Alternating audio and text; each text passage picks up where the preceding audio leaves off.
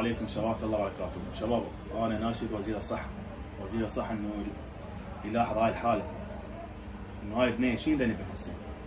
البنية كل ما قاعد تكبر كل ما يكبر وياها المرض مالها. اطرافها دي تكبر. لاحظ رجلها، حط الكاميرا على رجلها، شوف رجلها. ومع العلم عندها مسوية عمليات بضلوحها هم. شنو عمليات مسوية بضلوحها؟ ما ليش؟ هذا مال هي مال الشرايين. مال الشرايين عندها انسداد بالشرايين؟ اي سووها بس شققوها يعني تقدر تطلع. يعني هذا الشيء المرض سبب انسداد بالشرايين؟ اي انسداد الشرايين نوع من اللمفاوية. تمام.